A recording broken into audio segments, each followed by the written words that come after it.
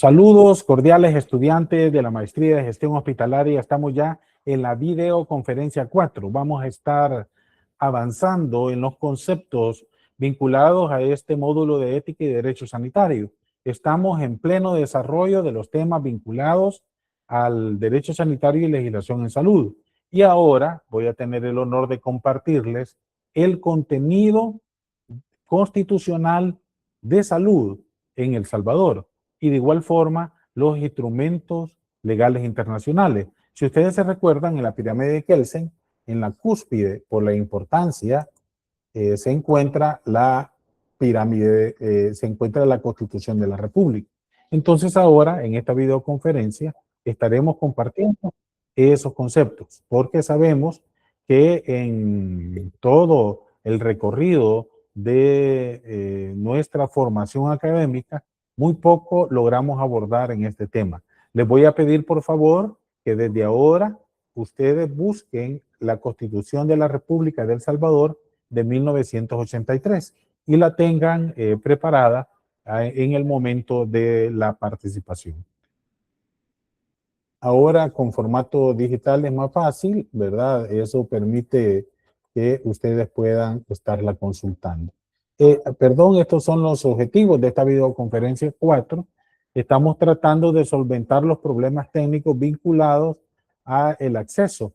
Hay algunos compañeros de ustedes que se comunicaron por el aula virtual que no podían acceder al foro semanal 1 y al foro de presentación. Por ese motivo se ajustó. Si alguien tiene algún problema, al final de la clase lo manifiesta. Igualmente en Classroom, recuérdense que tienen que comentar la participación de sus compañeros. Aparte de la participación de ustedes del foro, tienen también que comentar una participación de algún compañero de ustedes. Había una compañera que tenía problemas para entregar la tarea 1 en el Classroom. Al final de la clase vemos si lo había solventado, ¿verdad? Si ya lo solventó, ¿verdad? Entonces, así estamos de cara a avanzar en este proceso, no solo sincrónico, sino que también un proceso de aprendizaje colaborativo a través de la coordinación asincrónica del aula virtual y del Classroom. De igual forma, ahora vamos a compartirle los objetivos de la videoconferencia 4. Vamos a hacer un repaso de la clase anterior y exponerle los temas ahí planteados. Por favor, ustedes participen, levanten su mano virtual, yo termino la idea y le doy la participación. De igual forma, vamos a hacer un momento para que ustedes puedan participar y así cumplir con el objetivo académico de esta clase. Estos son los objetivos de esta clase. Vamos, como ya les había mencionado, iniciar con la pirámide de Kelsen y en este caso nos corresponde estudiar el contenido constitucional relacionado a salud, por supuesto, ¿verdad? En El Salvador. Y vamos a estarles presentando algunos instrumentos legales internacionales relacionados a la salud.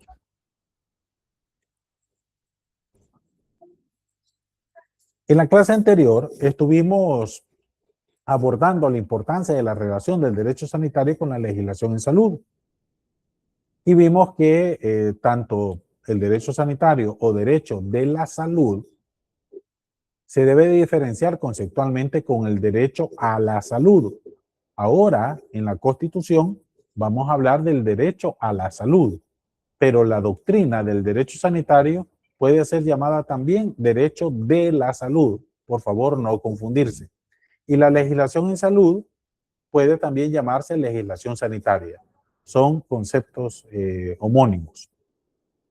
Ambas disciplinas, el derecho sanitario y la legislación en salud, tienen una relación directa y complementaria. Es directa porque en la medida que se desarrolla la producción doctrinal, tanto del derecho sanitario de manera prioritaria, le ayuda a la legislación en salud para facilitar escenarios posibles tanto a nivel académico, político y administrativo. A ustedes, como gerentes en salud, les corresponde el ámbito administrativo. Ambas disciplinas son complementarias, ninguna entra en competencia con otra para determinar quién es más importante. Ambas tienen igual de importancia. Y construyen escenarios, o sea, propuestas, que permite desarrollar la doctrina del derecho sanitario para que los tomadores de decisión puedan crear o actualizar el contenido de la legislación en salud, para que sea aplicado a un tema sanitario concreto y así tenga una validez en el momento que sea aplicada. Validez porque se apega a la realidad, a los recursos, a los avances tecnológicos, a la posibilidad operativa del personal para cumplirlas a cabalidad. Estuvimos compartiendo a partir de la pirámide de Kelsen la importancia de saber que el tiempo aceptable de validación de la legislación en salud en aquellos aspectos constitucionales ronda los 10 años. Los tratados, y ahora vamos a ver la Constitución y vamos a ver los tratados internacionales que tienen un nombre genérico de instrumentos legales internacionales. Estos tienen una aplicabilidad esperada de 5 años. Los reglamentos de leyes, las ordenanzas municipales vinculadas a salud, esperaríamos que duren 5 años. Estuvimos haciendo un ejercicio participativo en la clase 3, donde revisamos la legislación en salud y si alguna superaba este periodo, o sea, eran más viejos de 5 años las leyes, caían en la deuda histórica. Igualmente los decretos, acuerdos, resoluciones y órdenes, se esperaría una vigencia de 3 años.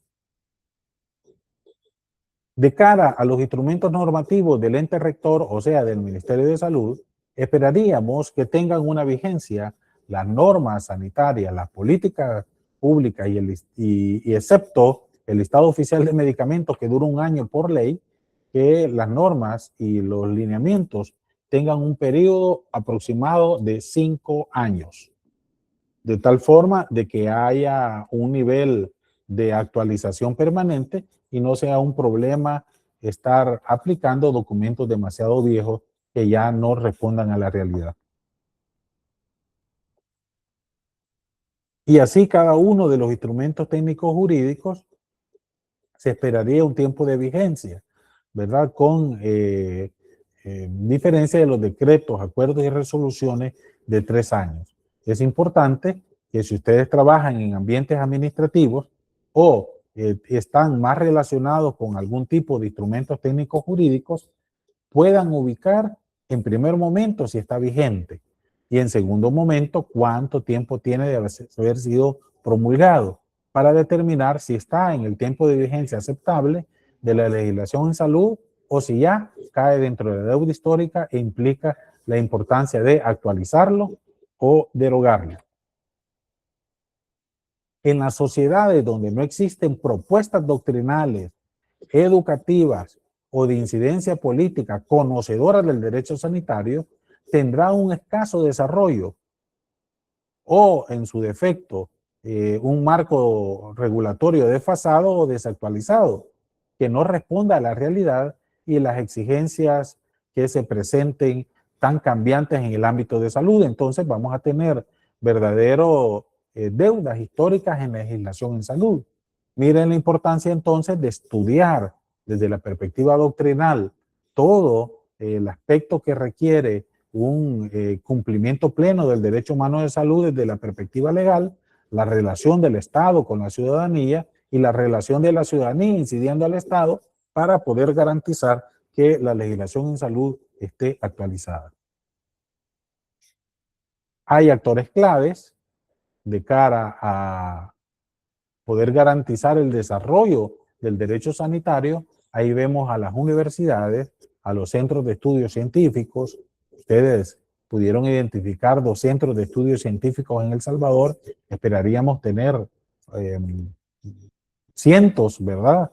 Pero en la realidad del país es bien adverso este escenario, pero también las organizaciones gremiales. En la clase identificamos algunas organizaciones gremiales que han logrado incidir para que doctrinalmente se refuerce el derecho sanitario. Y de igual forma, las organizaciones ciudadanas, principalmente aquellas vinculadas a la salud y el personal de salud en general. A la cabeza, los gerentes en salud que deben de conocer esta perspectiva del derecho sanitario. Y de igual forma, hay una perspectiva de la legislación en salud que esperaríamos que los partidos políticos, que la Asamblea Legislativa como instancia que principal para aprobar leyes, tenga un sólido conocimiento de la legislación en salud. De igual forma, es determinante la Secretaría Jurídica de la Presidencia, porque son los encargados de dinamizar la aprobación de los reglamentos de leyes. El ente rector, en este caso de El Salvador, el Ministerio de Salud, y otras instituciones sanitarias que han ido surgiendo, como por ejemplo la Superintendencia de Regulación Sanitaria, el CONADEM, vinculada a las especialidades médicas, y así otras que vayan surgiendo en el camino. De igual forma, no podemos dejar de mencionar al Consejo Superior de Salud Pública. También las universidades tienen un rol importante de cara a la legislación en salud, las organizaciones gremiales y el personal de salud en general. Para finalizar la clase anterior estuvimos compartiendo un tema que no debemos de olvidar, que es la judicialización de la salud, porque te permite que desde un sólido conocimiento del derecho sanitario se pueda garantizar que la legislación en salud sea acorde para hacerle frente a este escenario cada vez más creciente a nivel latinoamericano de la judicialización de la salud. ¿Qué vamos a entender por judicialización de la salud? Se entiende como el proceso legal donde las controversias entre particulares y las instituciones de salud, tanto públicas como privadas, se dirimen a nivel del Tribunal de Justicia. O sea que ahí se logra solventar esa controversia a nivel de los tribunales, pero partiendo de criterios más allá de los estrictamente médicos o sanitarios. Fíjese que hubo una resolución porque se judicializó un caso de pacientes con problemas hematológicos en el Hospital Bloom. Y la resolución judicial iba contraria a los protocolos internacionales de tratamiento de esta enfermedad, porque te planteaba que a todos les pusieran inmunoglobulina, ¿verdad? Entonces, y era un último escoge para el seguimiento a este tipo de pacientes, ¿verdad? Entonces, en muchas ocasiones, lo que se piensa que es lo mejor no puede favorecer al paciente si no se tiene un claro enfoque de derecho sanitario. Se debe estar preparado para el aumento de casos judiciales. Y acá, miren, si en una institución un personal está en un proceso judicial, prácticamente queda solo. Y el personal de salud debe conocer sobre estos procesos judiciales para saber cómo defenderse. O en su defecto, principalmente, buscar ayuda legal. Vimos que hay, y más adelante vamos a ver el tema de responsabilidades, pero actualmente existe no solo la Oficina por el Derecho a la Salud, ODS, sino que también el Código QR, que ha significado verdaderos procesos sancionatorios a nivel administrativo, que han llegado hasta el despido. Pero de igual forma, debemos de tomar en cuenta la Oficina Tramitadora de Denuncias, que es una instancia que provee la información sancionatoria para las juntas de vigilancia y en segunda instancia el Consejo Superior de Salud Pública. De igual forma, toda la responsabilidad penal que implica el personal de salud. Vamos a tratar que a ustedes les quede claro en el desarrollo de este módulo la responsabilidad penal.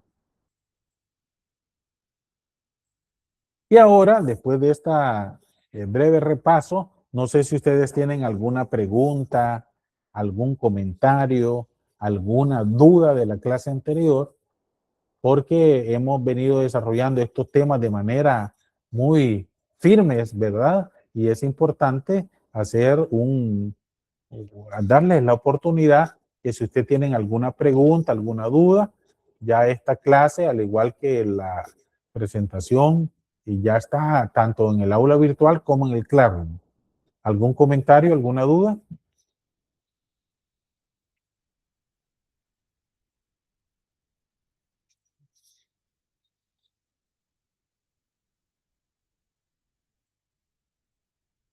Si no lo hay, continuamos. Pues como yo les decía, había todo un contenido constitucional. Siendo sinceros, levanten la mano virtual, por favor, todos aquellos que ya hayan leído el contenido de salud en la Constitución de la República.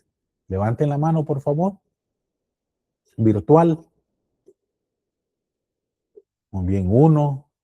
¿Alguien más? Y hay otro, muy bien, siempre hay quienes salvan al grupo. Muy bien, la ventaja es que ahora vamos a profundizar en ese tema.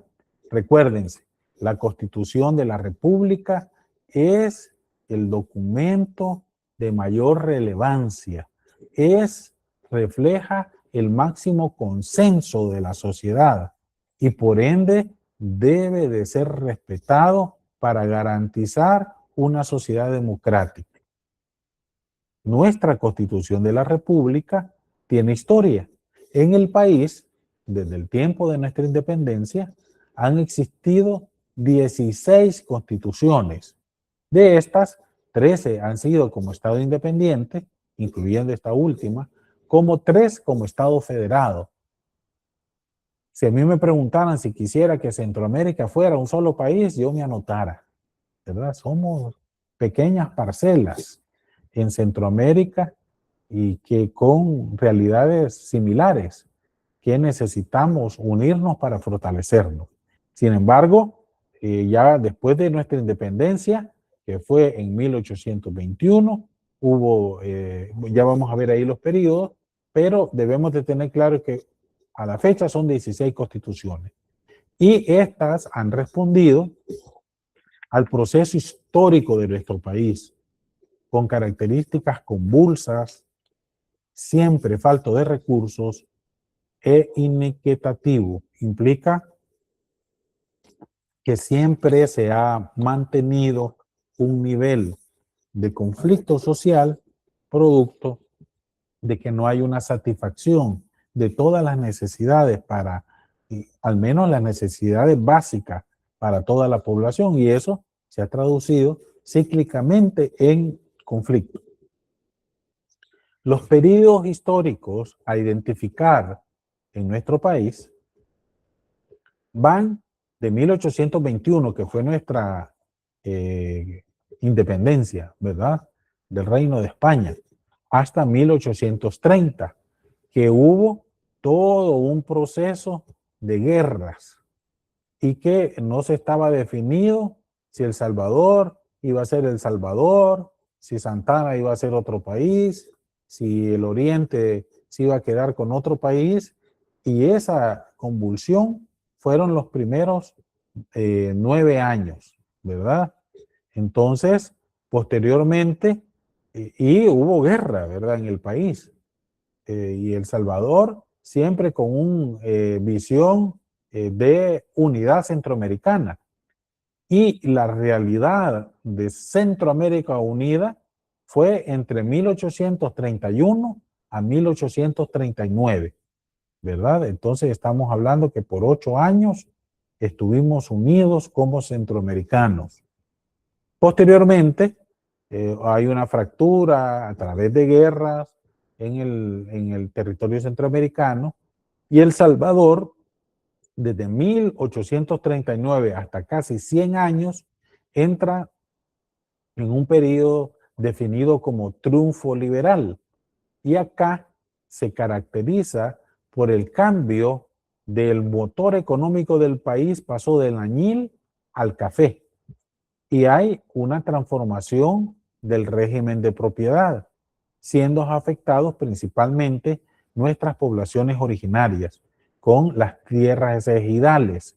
Se les quita a las poblaciones indígenas esa costumbre ancestral, que eran tierras de uso común. No había nadie dueño de la tierra, sino que aquel que la pudiera trabajar, y pasa a estrictamente la propiedad privada. Por eso ustedes van a ver que surge otro conflicto de exclusión de una gran cantidad de campesinos de la propiedad de la tierra, que se dio en este periodo, 1839 a 1931. La otra etapa reconocida en nuestro país es de 1931 hasta 1979, casi 60 años, ¿verdad? De regímenes militares. Estos se caracterizaron porque a la cabeza del órgano ejecutivo había un militar, y en el país se tradujo en una serie de transformaciones de modernización tendientes a garantizar que hubiese una producción. Y se trató también de estimular la producción industrial, de tal forma de garantizar la generación de riquezas. Pero en ese periodo también hubo desde el levantamiento campesino en el occidente del país de 1932, que fue reprimido principalmente a las poblaciones indígenas, y desde entonces ya no se hablaba náhuatl de manera pública. Y cerrando los regímenes militares con la entrada a la siguiente crisis de 1980 a 1992, de una cruenta guerra civil en El Salvador. En 1992 a la fecha, que ya van varios años, los académicos la han planteado como un periodo de posguerra, que es importante. Yo estoy en la Academia de Historia de El Salvador. No se ha identificado si este periodo va a ser un nuevo periodo y las características de este nuevo periodo. Entonces, hay una discusión académica si el periodo de posguerra finalizó en el 2019, ¿verdad? Entonces, con la administración Bukele, necesitamos todavía más discusión académica al respecto. Pero de 1992 a la fecha, se considera que estamos en un periodo de posguerra, que se caracterizó con el ascenso de la violencia social, principalmente vinculadas a las pandillas. Ahora vamos a entrar entonces, ¿cuál es la característica de todo este periodo histórico en nuestro país de las constituciones? La historia constitucional salvadoreña se caracteriza porque la promulgación de las 13 constituciones han sido precedidas por golpes de Estado y han obedecido a la alteración del periodo del ejercicio presidencial para perpetuarse o para legalizar actuaciones de hecho. Y eso ha conllevado a crisis social, de tal forma de determinar sí, las características propias para este periodo. Ahora vamos a lo que nos interesa. Y yo les voy a pedir a ustedes que tengan a la mano la Constitución de la República. Que nos diga a alguien, levante la mano virtual, para leer el artículo 1 de la Constitución. Gracias. Adelante, Verónica Soto. Gracias, doctor. El artículo 1, reconocimiento de la persona humana como origen y fin de la actividad del Estado. El Estado salvadoreño se crea y organiza para lograr los siguientes valores: justicia, bien común, seguridad jurídica, y obliga al Estado a asegurar la salud. Miren la importancia que le da al tema de salud nuestro máximo documento legal. Menciona el tema de la salud de manera directa y lo plantea como una obligación del Estado. Generalmente en todas las constituciones, el artículo 1 te determina todo el gran paraguas que se espera de la Constitución. Se recuerdan que en las leyes el objeto es ¿para qué sirven las leyes? Pues esperaríamos en la máxima en la primera ley de la República que nos determine aquellos rasgos generales de importancia y plantea en la parte final del artículo 1 la obligación del Estado asegurar la salud. Ahora yo le pido a alguien más que lea el artículo 2 de la Constitución de la República. Adelante, por favor. Vamos a ver quién levantó la mano primero. Aquí me sale que Andrea. Adelante, Andrea Sánchez. Toda persona tiene derecho a la vida, a la integridad física y moral, a la libertad, a la seguridad, al trabajo, a la propiedad y posesión, y a ser protegida en conservación y defensa de los mismos. Se garantiza el derecho al honor, a la intimidad personal y familiar y a la propia imagen. Se establece la indemnización conforme a la ley por daños de carácter moral. Gracias. Como sugerencia, siempre que ustedes lean una ley, deben de iniciar artículo 2, Constitución de la República, y de ahí dicen todo lo demás. Muy bien. Entonces, como nos plantea Andrea Sánchez, miren, toda persona, dice, tiene derecho a la vida. ¿Estamos vinculados como profesionales de la salud a la vida? Ya el artículo 1 nos plantea que es obligación del Estado proveer de salud. Y el artículo 2 reconoce al inicio del artículo el derecho a la vida. Y después te dice otros temas, ¿verdad? Por supuesto, pero ya te ubicó la importancia del derecho a la vida. Miren la relevancia de la Constitución. Ahora, ustedes van a pasar al artículo 35. Lean, por favor, el artículo 35, Tania Molina. Ok, artículo 35, Constitución de la República. El Estado protegerá la salud física, mental y moral de los menores y garantizará el derecho de estos a la educación y a la asistencia. Entonces, mire, el artículo 35 no solo te reconoce la salud física, sino que también mental y moral. Ahora sabemos que ya no se les dice menores, porque este es de 1983. Ahora es niñez, niños, niñas y adolescentes, ¿verdad? Pero en su tiempo se les llamaba menores. Ya la doctrina superó ese concepto porque no hay mayores en derecho y menores en derecho, ¿verdad? Sino que se le debe denominar como niñez, ¿verdad? Y moral de la niñez tendría que decir, pero entendamos que el tiempo en que fue hecho de 1983, que muchos de ustedes no habían nacido, ¿verdad? Entonces, reconoce la salud física y moral en el artículo 35, dirigida a la niñez y a la adolescencia. Ahora vamos al artículo 42. Le vamos a pedir, por favor, que Adriana Castaneda nos lea el artículo 42. Artículo 42. La mujer trabajadora tendrá derecho a un descanso remunerado antes y después del parto y a la conservación del empleo. Las leyes regularán la obligación de los patronos de instalar y mantener salas, cunas y lugares de custodia para los niños de los trabajadores. Muy bien. Entonces ustedes están viendo cómo se le reconoce a la mujer trabajadora el periodo. Ahora se ha alcanzado el preconcepcional, parto y puerperio, ¿verdad? La última modificación ya tiene como 7 años, era de 16 semanas, ¿verdad? ¿Cuál es la ley respectiva? El Código de Trabajo.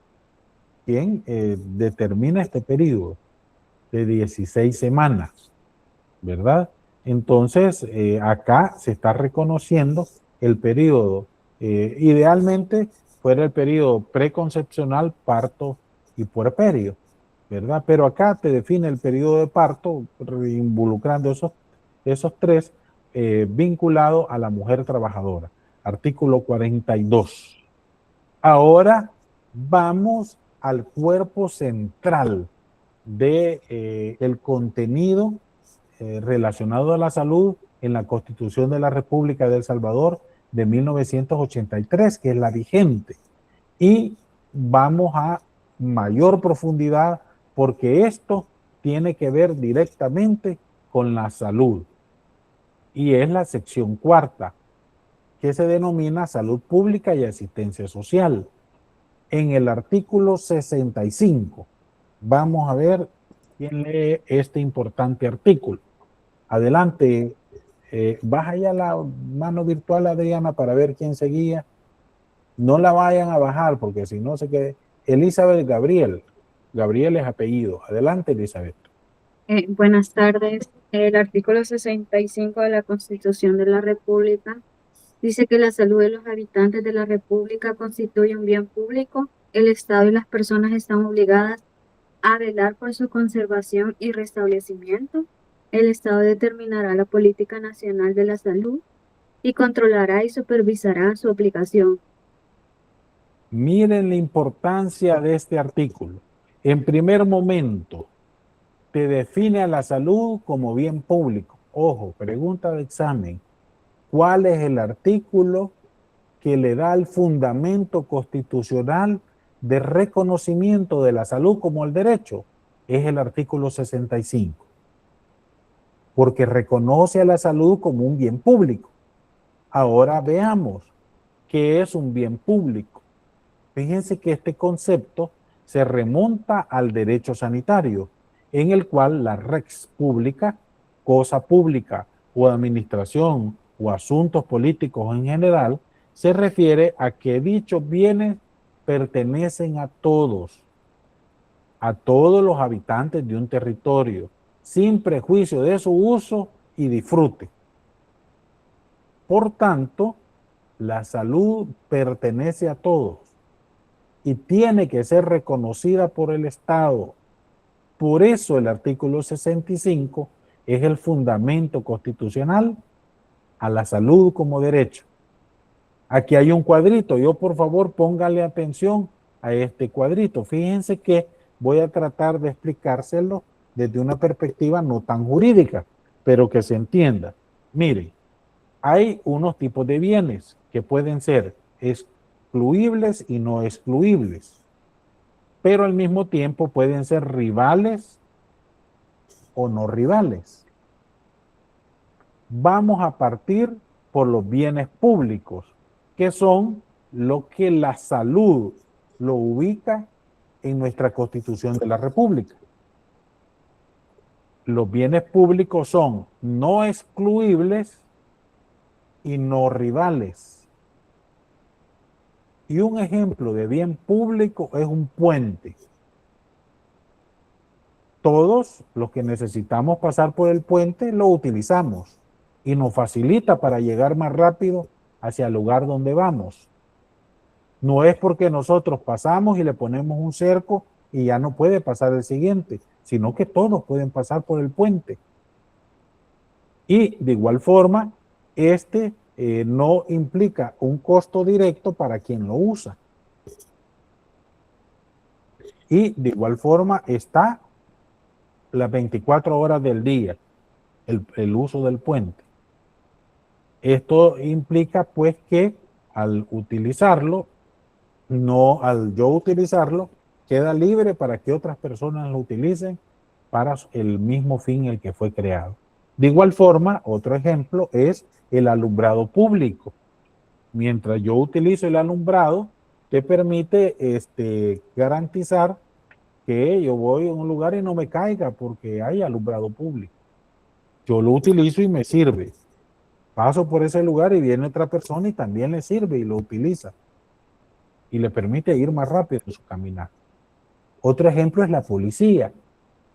La policía sería un tipo de bien vinculado a la seguridad, no excluible y no rival. Ahora veamos los bienes que son excluibles, pero no rivales.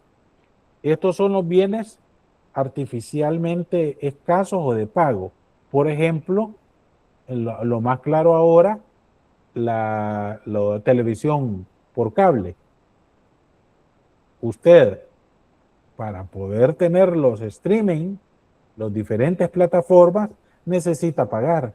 Pero ya ves, una vez usted pagando, usted puede hacer uso de ellas. Ahora veamos un ejemplo de un bien excluible y rivales, los bienes privados, ¿verdad? Su ropa, su comida, su vivienda, que no, nadie puede estar entrando ahí si usted no lo invita. Esos son bienes excluibles y rivales, que son los bienes privados. Y los bienes no excluibles y rivales son los recursos comunes. Por ejemplo, el agua de un río, los pastos del ganado, ¿verdad? Y los animales salvajes, ¿verdad? Que están en la naturaleza y no por eso tienen dueño, no por eso están encerrados, sino que en los territorios donde hay una rica fauna, tiene riqueza natural, biodiversidad, y eso cada vez más, Costa Rica lo ha demostrado, genera más riqueza. Entonces, la salud pública se identifica como un bien no excluible y no rival. Entonces es un bien público. A todo salvadoreña o salvadoreña, en el estado del Salvador, en el territorio, se le reconoce, y también a los que no son salvadoreños, se le reconoce la salud. Por tanto, se espera que goce del máximo bienestar y beneficio posible para desarrollar todas las potencialidades como ser humano. Entonces, miren todo lo que se traduce a la salud como bien público, al fundamento constitucional del reconocimiento de la salud como derecho. Vinculado al artículo 1, donde te plantea que la salud es obligación del Estado. Acá te da la característica también que no solamente es una responsabilidad estatal, sino que también personal. Miren, si a ustedes le dicen, usted es diabético, no, doctor, yo no puedo vivir sin la semita alta mieluda. O sea, hasta ahí ya no llega el Estado, pues no puede el Estado irle a decir, no, no coma, taparle la boca. Porque es una responsabilidad compartida entre el Estado y los individuos.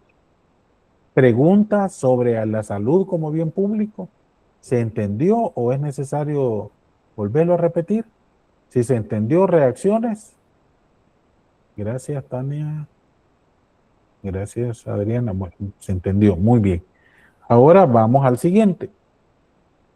Al artículo 66, porque aquí estamos ya en el propio, ¿verdad? Vamos a pedirle a Ingrid de Segura que nos lea el artículo 66. El artículo 66 de la Constitución de la República dice: el Estado dará asistencia gratuita a los enfermos que carezcan de recursos y a los habitantes en general, cuando el tratamiento constituya un medio eficaz para prevenir la diseminación de una enfermedad transmisible. En este caso... ¿Perdón? ¿Terminó o se le cortó, Ingrid Segura? Toda la persona está... Se le cortó, se llegó hasta este caso. ¿Vuelve a repetir?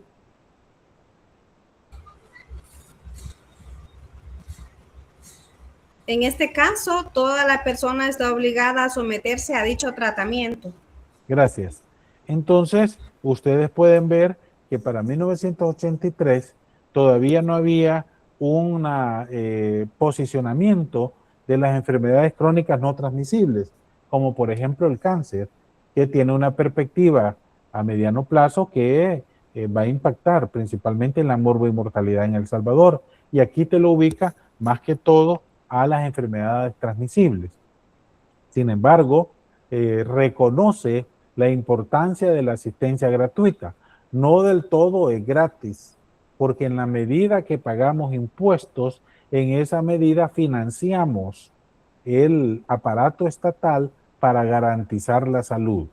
Y para el caso del Seguro Social, que tiene un financiamiento tripartito, porque es dado por el Estado, los patronos y los trabajadores, te garantiza la atención a las enfermedades, no como un gasto directo de bolsillo, sino con un acceso de gratuidad para que las enfermedades, principalmente identificadas como enfermedades desastrosas, no implique una quiebra en el presupuesto familiar. Ahora vamos a ver el artículo 67 y le vamos a pedir por favor a Luz María Sánchez que lo lea.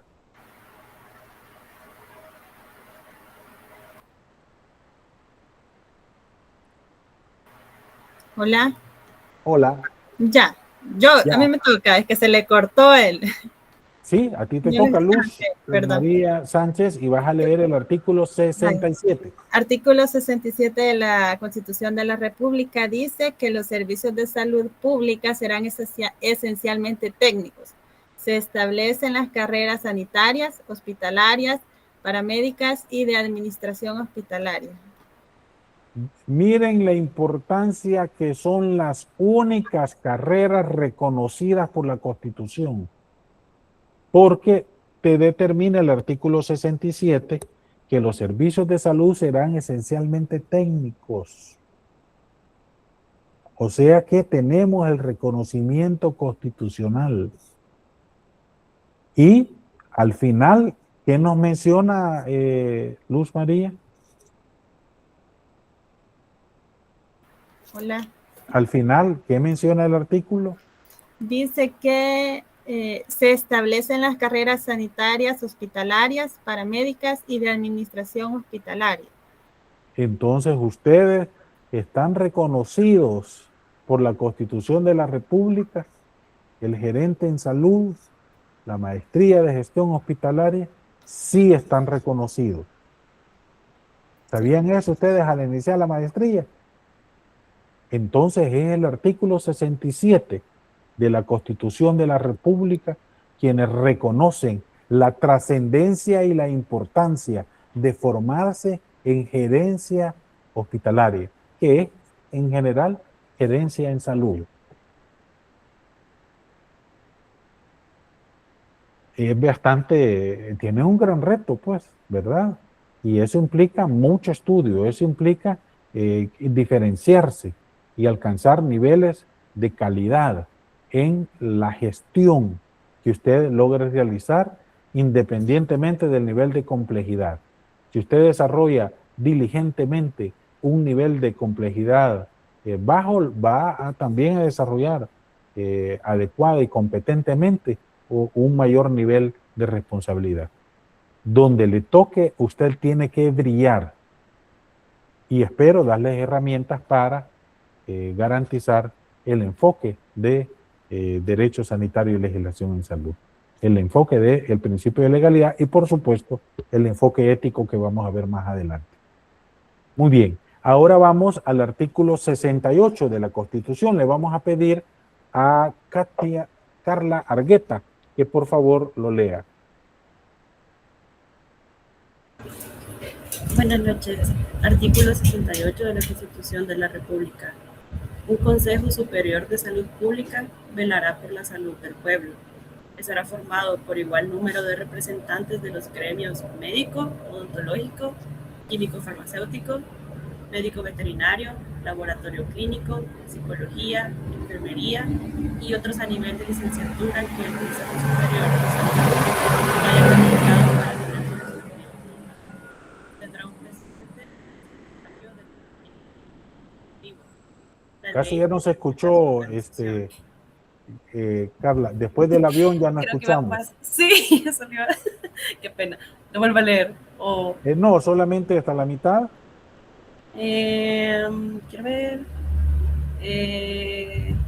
Hablaba de las profesiones y otros, ¿sí?, a nivel de licenciatura que el Consejo Superior de Salud Pública haya calificado para tener su respectiva junta. Tendrá un presidente y un secretario de nombramiento del órgano ejecutivo. La ley determinará su organización. El ejercicio de las profesiones que se relacionan de un modo inmediato con la salud del pueblo será vigilado por los organismos legales formados por académicos pertenecientes a cada profesión.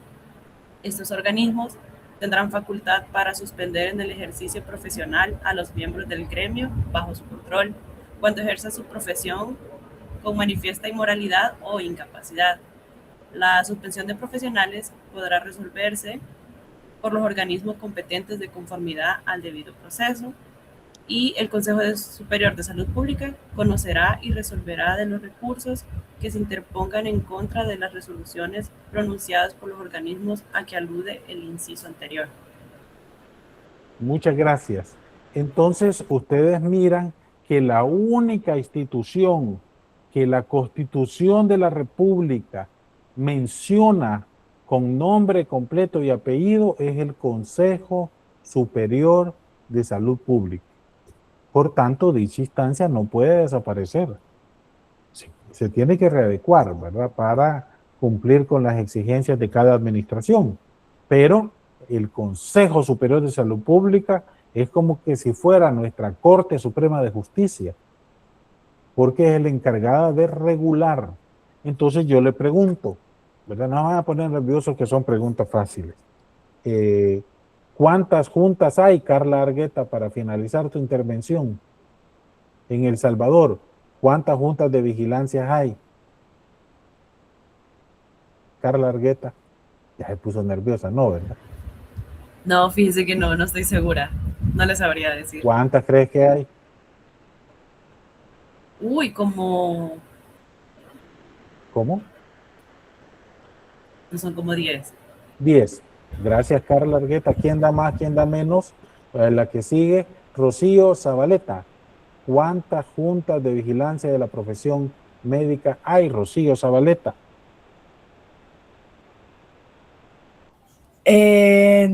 No estoy segura tampoco, tal vez entre 10. ¿Está de acuerdo con Carla Argueta? 10. ¿Quién da más, quién da menos? Gracias. Baja tu mano virtual. Gracias. Norma Guadalupe, marinero. Hola.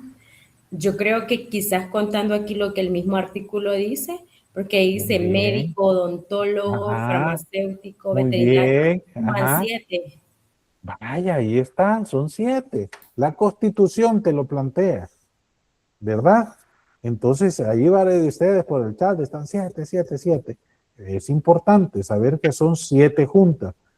Gracias, Norma. Ahora le pregunto, Andrea Eder, ¿pueden haber en el futuro otras juntas o hasta ahí nomás? Ya no pueden haber más.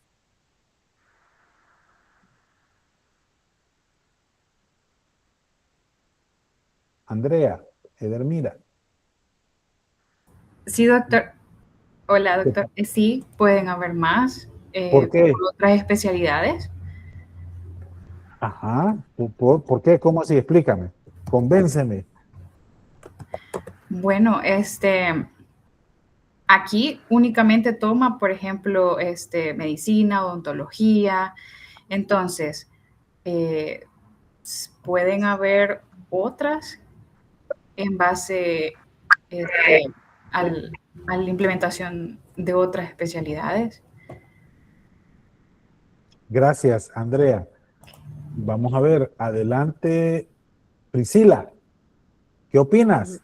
¿Estás a favor de Andrea o no? ¿O quieres agregar algo más? Sí, ¿verdad? Porque leyendo el artículo 68 menciona 7, ¿verdad? No menciona mi especialidad, que soy fisioterapeuta, más sin embargo en la Junta de Vigilancia para Médicos, pues estamos, ¿verdad? Somos parte de. Entonces considero que sí, ¿verdad? Que sí se puede haber más de 7. ¿Tú en cuál disciplina estás? Hola. ¿Cuál es tu disciplina? Recuérdamela.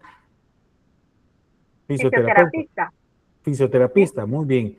Entonces, ¿y qué pasó? ¿Por qué no tienen junta ustedes?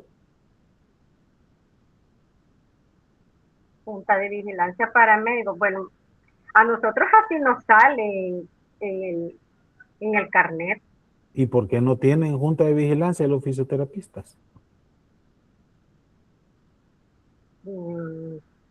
Pues no sabría decir.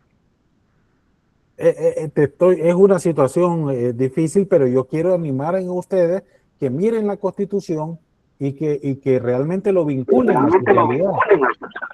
Porque si no, es para salud, estos temas son áridos, ¿verdad? Ya vamos a ver más adelante. Gracias, Priscila. Baja tu mano virtual. Nos metiste un tema, otra pregunta que iba a hacer, tú la adelantaste. Gracias, Priscila. Marlene Rodríguez, ¿qué opinas? Hola, doctor. ¿Qué opinas, Marlene Rodríguez?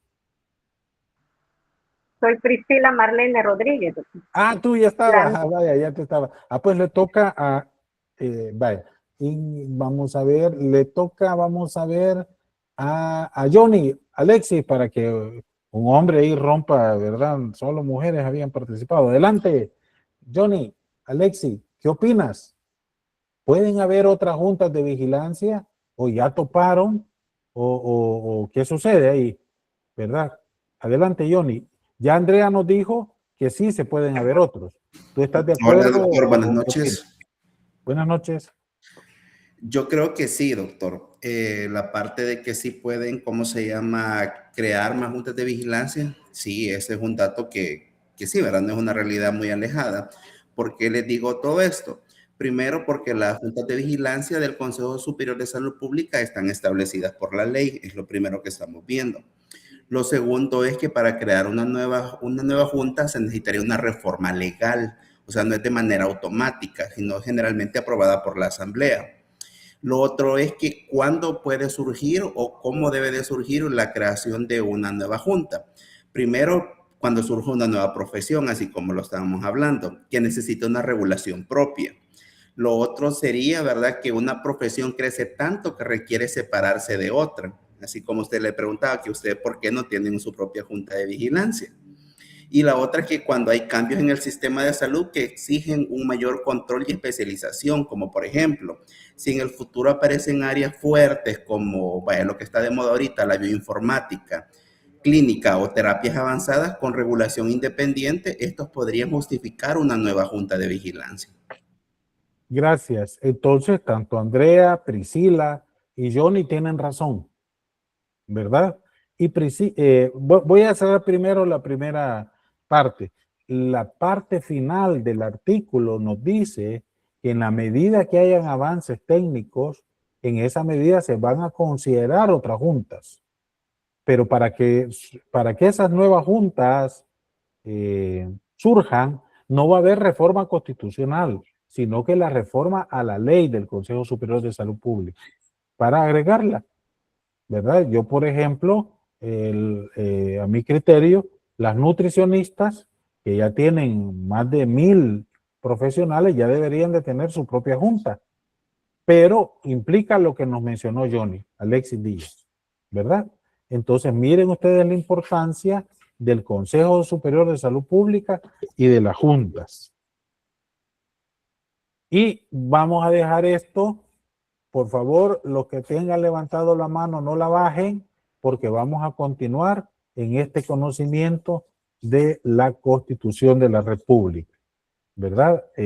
Vamos a hacer un receso, ¿verdad? De 15 minutos. Por favor, no se vayan a ir. Nos vemos en 15 minutos.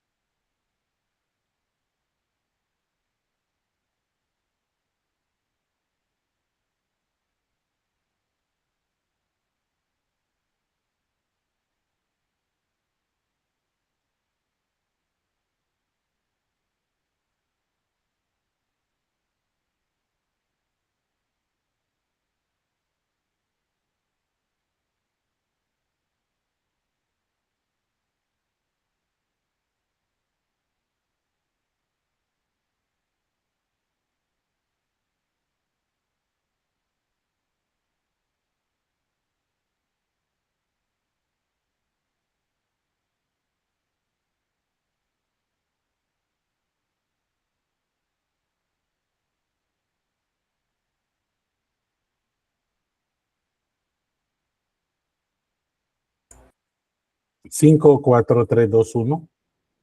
Hacemos el llamado nuevamente para iniciar. Por favor. Gracias, Christopher, Claudia, Edgar, gracias.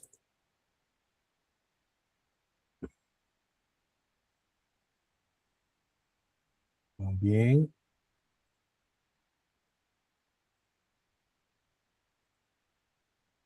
En este nos habíamos quedado, ¿verdad? Entonces, vamos a ir viendo que... Por Dios, esta cámara se mueve. Muy bien. Muy bien. Entonces, estamos ante el contenido de la Constitución de la República. Y vamos a ir viendo, habíamos quedado, ya leído el artículo 68 y visto la relevancia del Consejo Superior de Salud Pública. Ahora vamos a ver el artículo 69. Le vamos a pedir a Mayra Fuentes que lo lea. Buenas noches. Artículo 69 de la Constitución de la República. El Estado proveerá los recursos necesarios e indispensables para el control permanente de la calidad de los productos químicos, farmacéuticos y veterinarios por medio de organismos de vigilancia. Asimismo, el Estado controlará la calidad de los productos alimenticios y las condiciones ambientales que puedan afectar la salud y el bienestar. Fíjense que este artículo es de mucha importancia porque el artículo 69 te define una serie de instancias desde el Estado para el control permanente. Yo les pregunto, ¿cuál es, gracias Mayra Fuentes, cuál es el estancia estatal encargada de los productos químicos, los productos farmacéuticos y veterinarios? Adelante, Mirna González.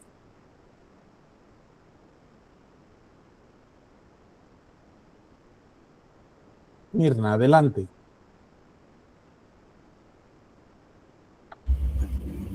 Perdón, doctor, no le escuché, me está fallando un poquito la señal. Yo te pregunto, según el artículo 69 de nuestra Constitución de la República, ¿cuál es la instancia de control permanente para los productos químicos?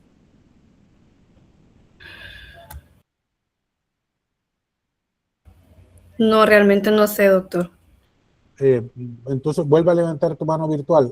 Vamos a ver, Ana Judith Valencia.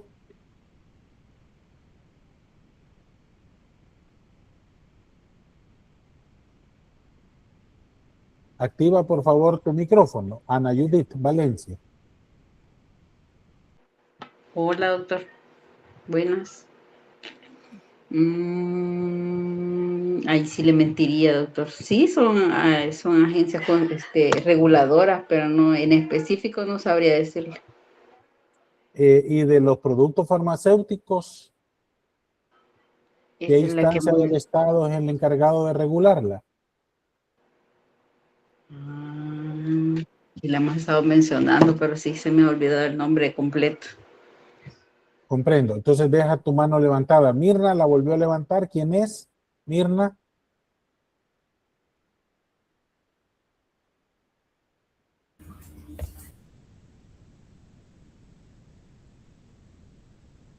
Entonces le vamos a dar oportunidad a Fátima Landaverde. Fátima Mercedes. Adelante, Fátima. Buenas noches, doctor.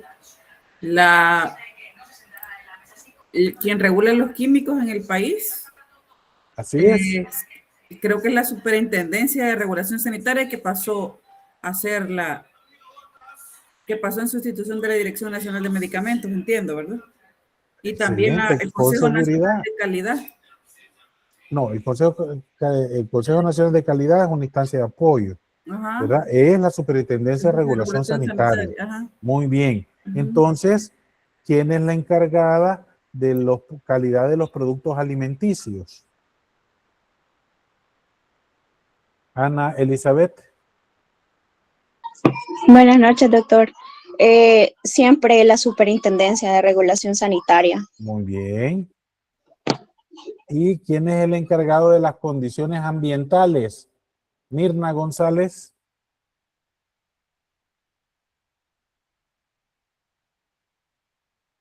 ¿Quién es el encargado de ver el medio ambiente en nuestro país? Adelante, Mirna.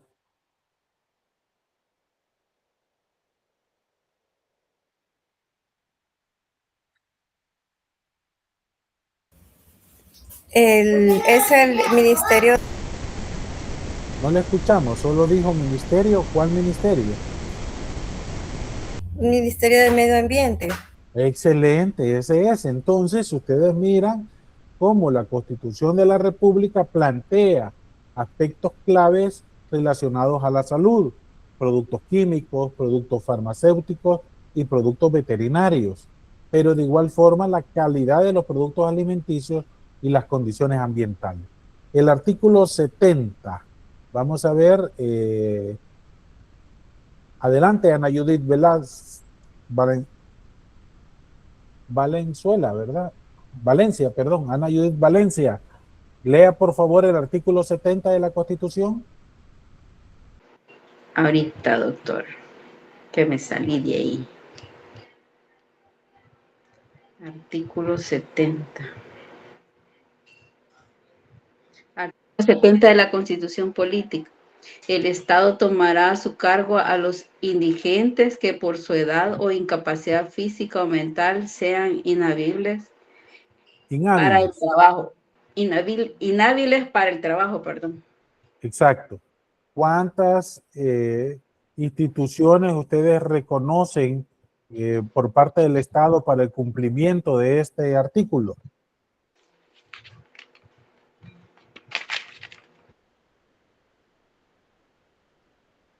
¿Cuáles instituciones son vinculadas a salud, verdad?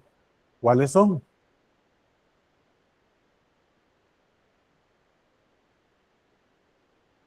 Gracias, Andrea Beatriz.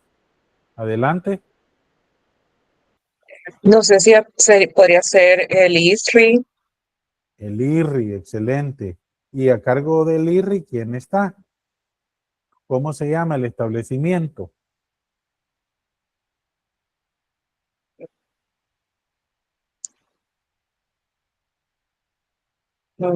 ¿Cómo decir, doctor? El establecimiento donde el Estado asume a las personas indigentes o por edad, que queda en la colonia Costa Rica. Uy, casi les digo, Dios mío. ¿Cómo se llama? El asilo Sara Saldívar. Excelente, vayan vinculándolo, porque si no, solo van a ver los artículos y van a sentir de que no tiene relación con salud. Fíjese que habían unas colegas de ustedes que trabajaban en el IRRI y otras trabajaban en el asilo Sara Saldívar, ¿verdad? Ya ni les pregunto quién fue Sara Saldívar, porque si no, no vamos a terminar la clase. Pero sí, ella fue esposa de un presidente y donó su quinta. En aquel tiempo era una quinta, ¿verdad? En el área rural, ahora ya es la colonia Costa Rica, ¿verdad? Entonces, que para el cumplimiento de esto, deberían de haber a nivel departamental, a mi criterio que deberían de haber, ¿verdad? Pero todavía está esa deuda. Entonces, así les hemos presentado todo lo que tiene que ver con los contenido constitucional en El Salvador. Principalmente recuerden el artículo 65, que es el fundamento de la salud como derecho, porque reconoce a la salud como un bien público. Ahora vamos a ver los instrumentos internacionales. Solo que Ana Judith Valencia tiene la mano arriba. ¿Quieres comentar algo, Ana Judith? No, doctor, no la bajé, disculpe. Bueno, perfecto. Entonces, recuerden la pirámide de Kelsen, en la cúspide, la Constitución de la República. Ahora vamos a ver el concepto de instrumentos legales internacionales. Fíjense que con el avance del derecho internacional conlleva el origen de diferentes instrumentos que cobran su validez a partir de la costumbre internacional. y la complejidad de las relaciones entre otros estados. Denominar a instrumentos legales internacionales es un documento, es un concepto abarcativo, porque es importante que estos procesos para que formen parte de la legislación de cada país tienen que ser aprobados por su asamblea legislativa y una vez entran en función tienen el segundo peldaño de la pirámide de Kelsen. Ahora, hay diferentes tipos de documentos y cada uno tiene una formalidad en algunas ocasiones más alta y en otras menos pasos para lograr que los estados lleguen a un acuerdo. Y ahora yo les voy a presentar que la importancia de los instrumentos legales internacionales es que dentro del derecho internacional existe tanto el derecho público como privado, se recuerda, y que nosotros debemos de tener muy en cuenta el derecho de integración centroamericana, porque, por ejemplo, los reglamentos técnicos centroamericanos responden a ese proceso. Estos tienen la base legal a partir de la Convención de Viena de 1969, donde te plantea la importancia que sean retomados como acuerdos internacionales. Para el caso de la Constitución de la República de El Salvador, el artículo 144 es que reconoce a los instrumentos legales internacionales con un solo nombre genérico, tratados internacionales. Pero tratado internacional es solo uno de los documentos que pueden ser los instrumentos legales internacionales. Ahora, es importante tomar en cuenta que hay documentos legales que están dentro de la legislación sanitaria internacional y estos pueden ser ratificados en parte o en totalidad. En parte cuando se debe de buscar aquellos que en una parte del contenido del instrumento de la legislación sanitaria internacional que forma parte de los instrumentos legales internacionales tengan que ver con salud para ubicar las acciones institucionales para su cumplimiento, porque recuerden que son aún más importantes que los tratados, que las leyes secundarias. Y hay documentos de la totalidad vinculados al tema sanitario y se deben de reconocer para tener claro cuál fue su origen y el seguimiento de dicho instrumento. Por tanto, el concepto de legislación sanitaria internacional o salud global es el conjunto de normas legales, o sea, es el conjunto de instrumentos legales internacionales, procesos e instituciones de derecho internacional público, recuerden, no es privado, es público, designando primariamente para el logro de mayores estándares posibles de salud física y mental de la población. Entonces, hay un gran conjunto de instrumentos legales internacionales en diferentes temas, pero a nosotros no nos interesa la legislación sanitaria internacional. ¿Cuáles tipos de instrumentos legales internacionales hay? Acuerdos, tratados internacionales, convenciones, convenios, pactos y protocolos. Acá no es el objeto que ustedes comprendan la diferencia, sino que al menos que sepan que hay instrumentos legales internacionales de diferentes tipos, no solo tratados internacionales, y que estos versan o se ocupan o tienen que ver con todos los temas vinculados al Estado, pero a nosotros nos interesa los vinculados a la legislación sanitaria internacional. Ahora veamos el acuerdo, el concepto de acuerdo.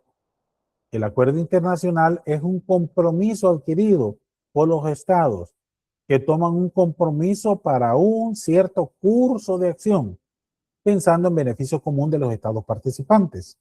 El término, en su sentido genérico, abarca el rango más amplio de instrumentos legales, o sea, un acuerdo internacional. Ahora, los tratados internacionales es un acuerdo internacional entre estados o entre un estado y una organización internacional sujeta a reconocimiento de derecho internacional. Yo les pregunto a ustedes, ¿cuáles organizaciones internacionales en salud de ámbito internacional pueden reconocer ustedes? Díganmelos, por favor. Adelante, por favor. Mayra Fuentes, dime solo uno para darle chance a todos. Mayra Fuentes. La OMS. Excelente. Esa es una organización internacional con relevancia jurídica que puede hacer tratados internacionales con el Estado salvadoreño. Gracias, Mayra Fuentes. Adelante, Rocío Zabaleta, ¿cuál otro conoce? La OPS. La OPS, que digamos es la sucursal de la OMS para la región de las Américas, del área panamericana. Gracias, Rocío. Entonces tengamos claro que OPS, OMS, la OMS tiene varias sucursales en todos los continentes y para el continente americano es la OPS. Adelante, por favor, Elizabeth. Gabriel, ¿qué otra instancia internacional conoce? Tenía la OMS y la OPS, pero no sé si UNICEF entra. Con seguridad, dígame, porque tiene razón. UNICEF también es otra organización internacional que puede hacer tratados internacionales vinculados a salud. Gracias. Baje la mano para que veamos quién sigue. Fátima, Mercedes, ¿qué otra instancia? La FAO OPS, también. OMS, UNICEF, FAO, ¿verdad? Que es otro de las instancias de Naciones Unidas. Este es más para la alimentación y la agricultura, pero se la vamos a valer a Fátima. Hagamos el esfuerzo de identificar en salud. Muy bien, Fátima. Baja tu mano.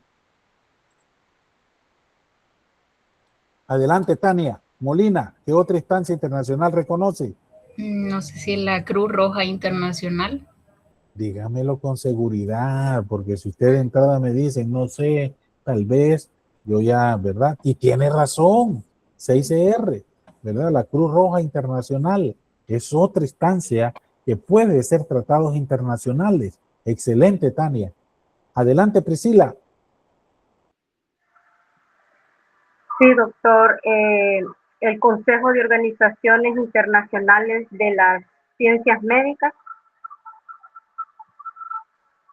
Fíjese de que en todas las clases aprendo algo. Voy a ir a buscar esa instancia, porque yo la desconocía. Cuéntenos respecto a esa instancia, Priscila. Fíjese que, pues, lo único que sé que es una organización internacional que se especifica solo en investigaciones de patologías nuevas. Comprendo. Tengo mis dudas que pueda realizar un tratado internacional con el país. ¿Usted conoce alguna experiencia que haya tenido un tratado internacional? Con el ¿Perdón? país a nuestro, no, doctor. ¿Con algún otro país? Pues es un consejo internacional, me imagino que con diferentes países, pero con el nuestro, que yo sepa, no. Comprendo. Vamos a investigar. Gracias, Priscila, por tu aporte. Otra instancia. Una más. ONU-SIDA también, Tania. Excelente. Adelante. Baja tu mano, Priscila, para darle oportunidad a otros compañeros. Adelante, Mirna.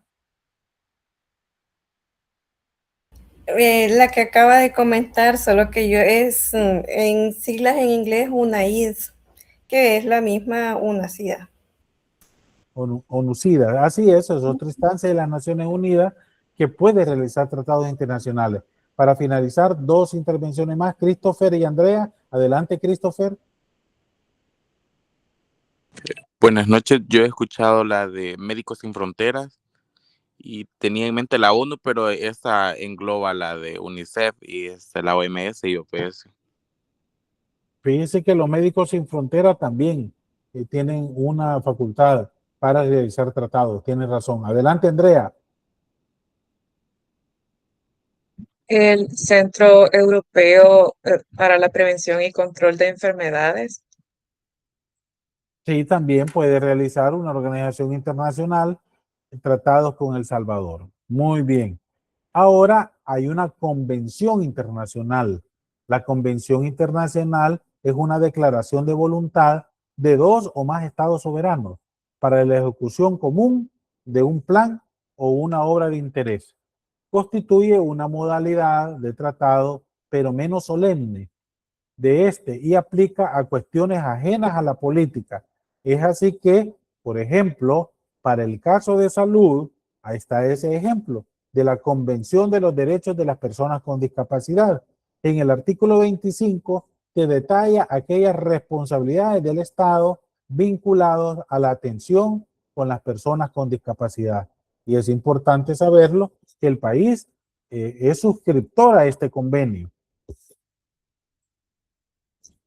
Miren ustedes todos los temas vinculados a la salud desarrollados en el artículo 25 de esta convención de las personas con discapacidad y que te permite el reconocimiento de derechos. En este caso, para manera particular con discapacidad.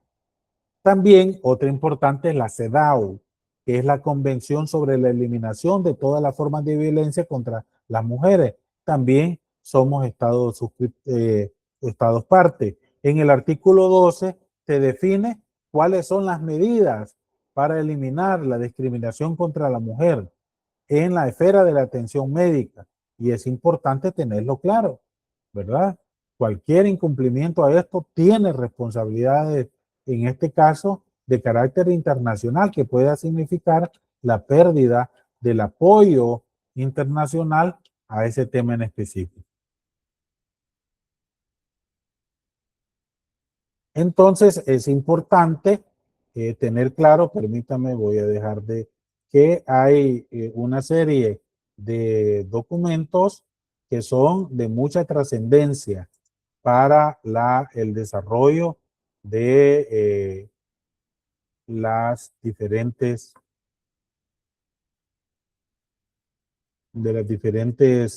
instrumentos internacionales.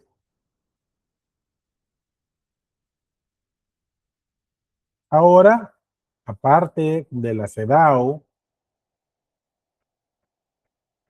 también hay otros documentos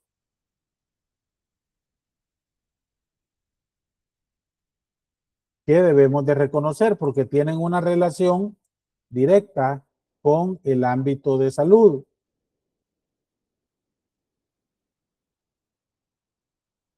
Perdón. Ahora sí. No sé por qué motivo me saca de la presentación.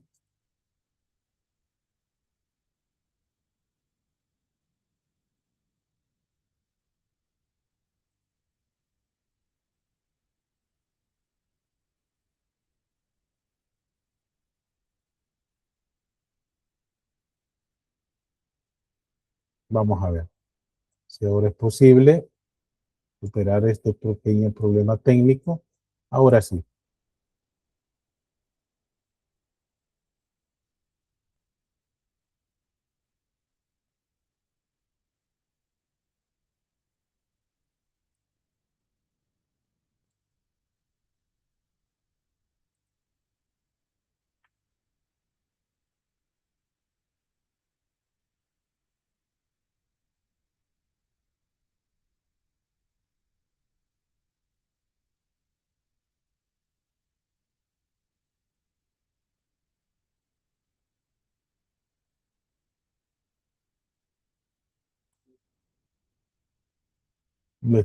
Se está relevando contra mí la presentación.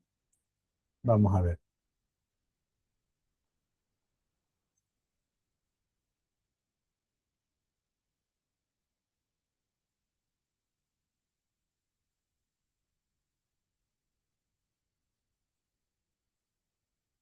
Permítame, que tengo un problema técnico acá. No sé qué pasa.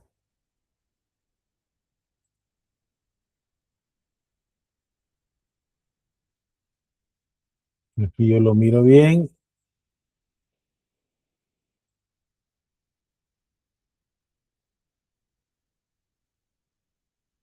Muy bien.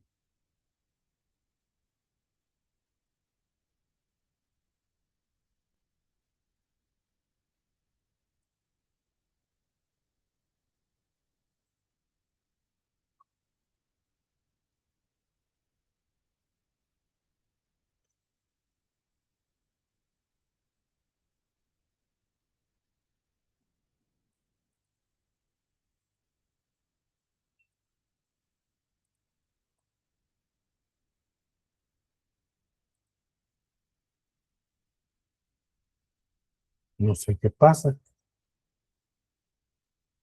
Bueno, pero en estas circunstancias no me voy a dejar vencer. Permítanme un momento, voy a solventar ese aspecto técnico.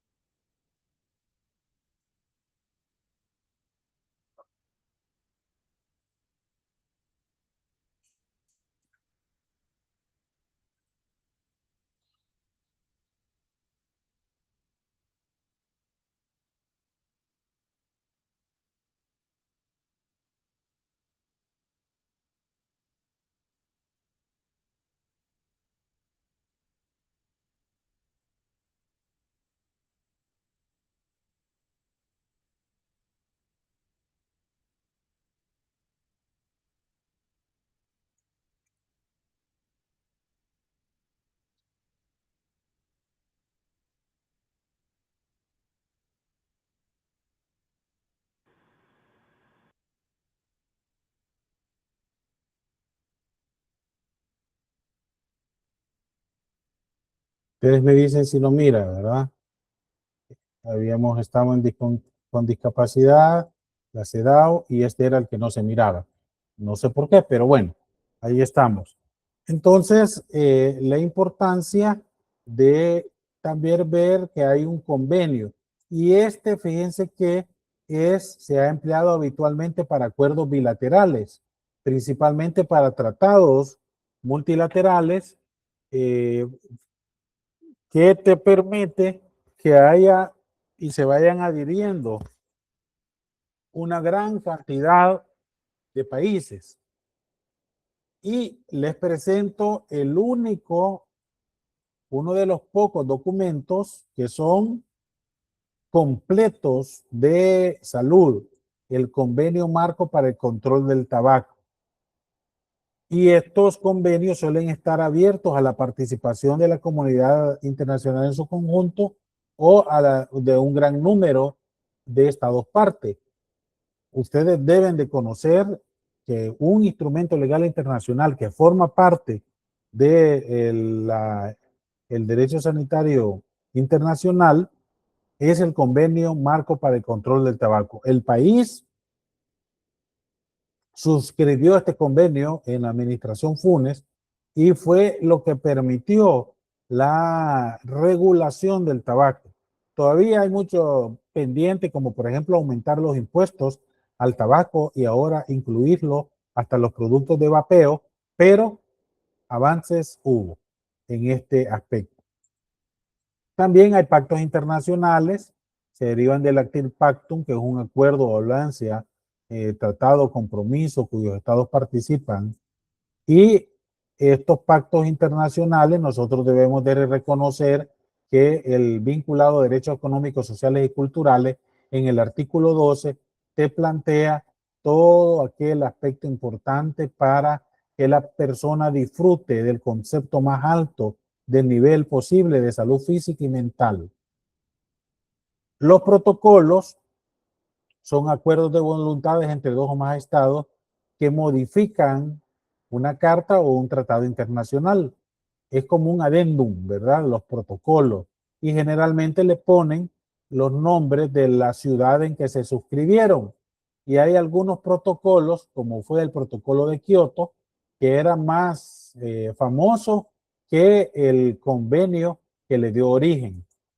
Yo les presento, por ejemplo, un protocolo de San Salvador, tiene un nombre largo, vinculado a temas de salud, porque fue suscrito aquí en el país y que forma parte de la legislación que tiene en parte un segmento importante vinculado a la salud. Ahora hay un reglamento sanitario internacional. El reglamento sanitario internacional derivó de la Asamblea Mundial de la Salud, estaba facultada a adoptar reglamentos y que este te permite el control de la diseminación de enfermedades, ¿verdad? Una vez adoptados, entra en vigor para los Estados miembros de la OMS. Por tanto, el país está vigente el Reglamento Sanitario Internacional.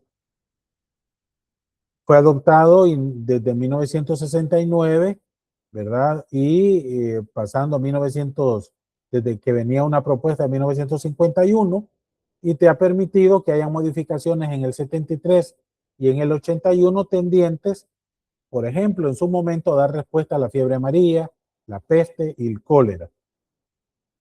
Y de igual manera, garantizar que haya un nivel de respuesta global producto del aumento de viajes y del comercio internacional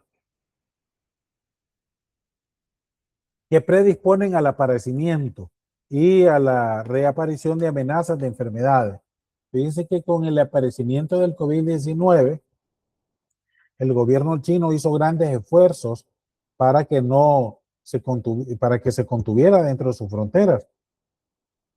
Eso debió haber permitido que los países a nivel mundial se prepararan, pero solamente como que miraban una película y no tomaron las medidas pertinentes, ¿verdad? Ya después cualquier cosa se hizo, ¿verdad? Entonces, ustedes se recuerdan, todos estábamos vivos para ese tiempo, como mientras se encuarentenaban a ciudades de millones de personas en China y habían estrictas medidas de control, permitió casi que estuviera por 3 meses contenido el COVID-19. El Reglamento Sanitario Internacional es de mucha importancia en esos criterios, porque responde a un amplio proceso de elaboración participativa que incluyó la Secretaría de la OMS, miembros, organizaciones internacionales y asociaciones pertinentes, además de aprovechar la dinámica creada por la aparición de lo que en su momento fue el síndrome respiratorio agudo severo, que se fue la primera emergencia en salud pública de alcance mundial del siglo XXI. No sé si ustedes se recuerdan de ello, que fue en el 2003, donde se constituyó un grupo de trabajo intergubernamental tendientes a dar respuesta. Dicho grupo, abierto a la participación de todos los Estados miembros, examinó el proyecto de revisión del reglamento y lo actualizó para esta versión del 2005 y que entró en vigor el 2007, ¿verdad? Y precisamente, si alguien pueda tener en formato físico, este reglamento tiene esta apariencia y tiene la finalidad de prevenir la propagación internacional de enfermedades, proteger la propagación, controlarla y darle una respuesta en salud pública, proporcionada y restringida a los riesgos que pueda representar para la salud pública y evitando al mismo tiempo las transferencias innecesarias, las interferencias innecesarias con el tráfico y el comercio internacional. Por eso ahora se trata, para no ser de carácter discriminativo, ponerle nombres de animales o de países a determinadas enfermedades, porque si no, como pasó en la Edad Media, que se exterminaron los gatos ¿verdad? Porque tenían malos espíritus. Si ahora se dice la fiebre del mono es capaz, exterminan con esa especie y ya sabemos que la transmisión es más compleja. Entonces, este reglamento sanitario internacional tiene un alcance que no se limita a una enfermedad o una modalidad de transmisión, sino que abarca todas las dolencias o afecciones médicas, cualquiera sea su origen o procedencia. Ahorita se está pendiente del ébola, ¿verdad? O Mpox, que son criterios que debemos de estar pendientes, así como las variantes del COVID-19 o del virus incital respiratorio. Se pretende que se mantenga, y ahora la emergente del sarampión, producto de la decisión de muchas personas seguidoras de ideas conservadoras de no vacunarse. Se pretende que mantenga la pertinencia y la aplicabilidad durante muchos años, aún frente a la evolución continua de las enfermedades y de los factores que determinan la aparición y su transmisión. También otra de las novedades del Reglamento Sanitario Internacional es que obliga a los estados partes para instalar un mínimo de capacidades básicas en materia de salud pública para darles respuesta a las contingencias.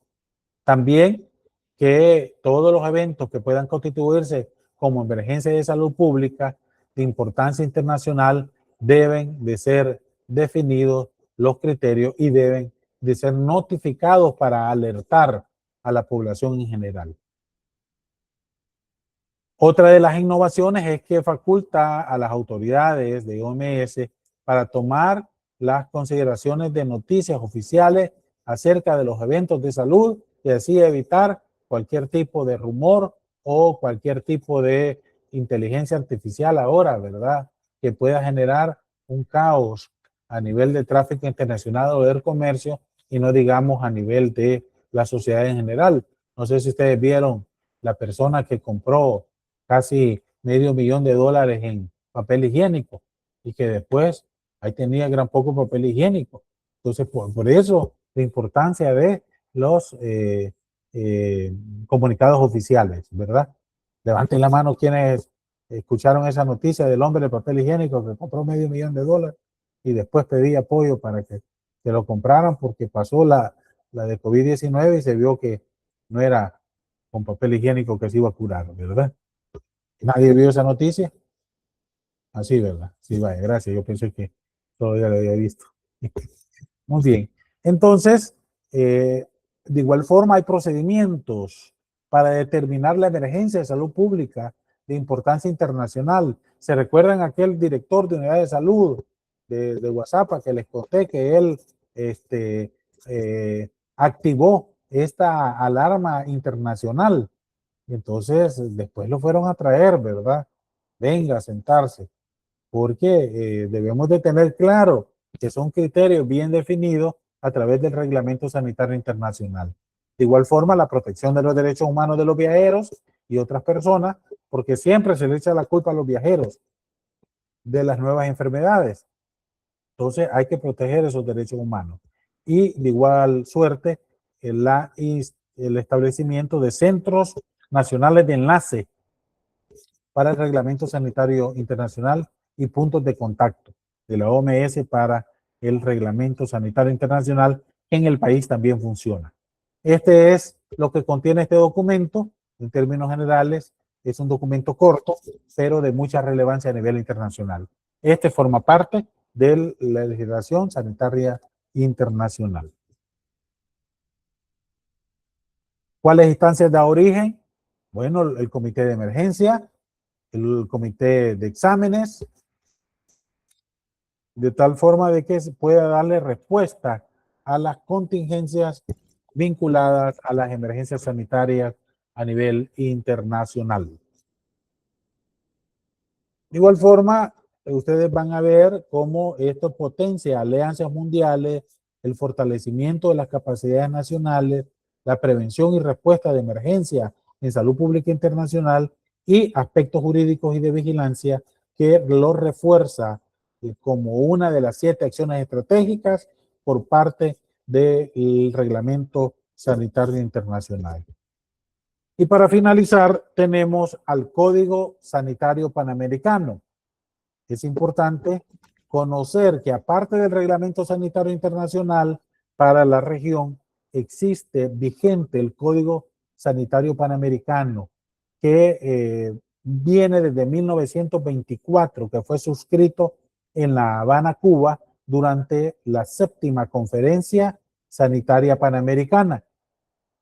El código definió las funciones y los deberes de la Oficina Sanitaria Panamericana, que fue el antecedente a la OPS, y estableció responsabilidades y procedimientos para que los países, en caso de tener que reportar brotes de enfermedades, fuera notificado por esa vía pertinente.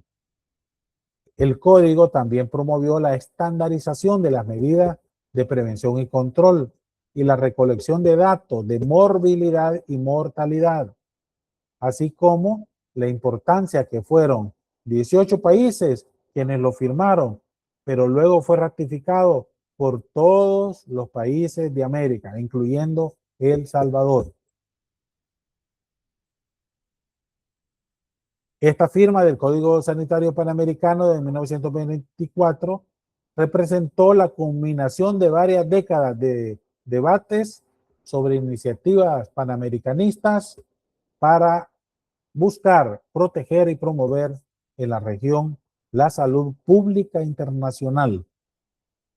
Es uno de los primeros ejemplos a nivel internacional de mucha importancia, ¿verdad?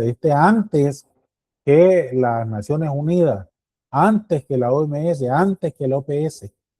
El código continúa en vigencia hasta hoy y gobierna el funcionamiento, lo retomó la OPS y refleja el espíritu, los avances y la importancia de la continua cooperación sanitaria en la región. ¿Cuáles son los objetivos? O sea, ¿para qué sirve? Para prevenir la diseminación internacional de infecciones transmisibles, promover medidas de cooperación para proteger la salud, estandarizar las estadísticas de morbo y mortalidad, estimular el intercambio mutuo de información sanitaria y hacer una uniformación de las medidas para la protección contra las enfermedades. Fíjense que fue enmendado posteriormente en el 27 y en el 52, y la versión final asigna a la Oficina Sanitaria Panamericana una serie de responsabilidades que ustedes las pueden leer, tendientes a garantizar esa comunicación, cooperación, articulación y desarrollo de acciones en conjunto, de homologación de tratamientos, de homologación de reportes epidemiológicos para garantizar una certidumbre ante casos de epidemia. Y tratar de evitar que esta se convierta en una pandemia, o sea, una epidemia que abarca varios países. Y para finalizar, vamos a ver el Reglamento Técnico Centroamericano, los RTCA, que son, al igual que el Reglamento Sanitario Internacional y el Reglamento Panamericano de Salud, de mucha importancia para la región, los RTCA. Ya que es un documento que establece las características de un producto o los procesos y métodos de productos conexos, incluida la disposición administrativa aplicable y cuyo cumplimiento es de carácter obligatorio. Es de aplicabilidad obligatoria en el ámbito administrativo, donde se establecen las características de los productos, los procesos o los métodos de producción, así como la inclusión de disposiciones administrativas aplicables y cuya observancia es obligatoria. Recordemos que los RTCA, aunque su nombre lo diga, Centroamérica, también incluye a República Dominicana. Tiene por objeto establecer requisitos mínimos que deben de cumplir en el tema que desarrollan. Por tanto, son documentos administrativos de aplicabilidad obligatoria que cumplen las formalidades para su cumplimiento y se aprueban en el seno de COMIECO, que es el Comité de Ministros de Economía del área centroamericana. y de integración económica, ¿verdad? Siguen un proceso que permite el aporte de los sectores involucrados y que te da en todas esas rondas de negociación, así se llama, en la Unión Aduanera, poder discutir sobre el tema. En algunas ocasiones no se finaliza la discusión y continúa en el siguiente encuentro de ronda de Unión Aduanera. Y esto da como resultado un nivel de seguimiento al aspecto de la importancia que tienen para cada uno de los países los RTCA. No sé si ustedes tienen alguna duda, alguna pregunta vinculada a los principios constitucionales de la salud y de igual forma los instrumentos legales internacionales que hay de todos los temas. Existe la legislación sanitaria internacional, que es una parte de los instrumentos legales internacionales, y también hay documentos regionales, ¿verdad? Que es importante que los conozcamos. ¿Algún comentario, alguna pregunta? Si no, yo les voy a pedir por favor que no se desconecten. Yo les doy la despedida para el aspecto de la grabación. Les agradezco y cualquier aspecto vamos a seguir comunicándonos en el aula virtual.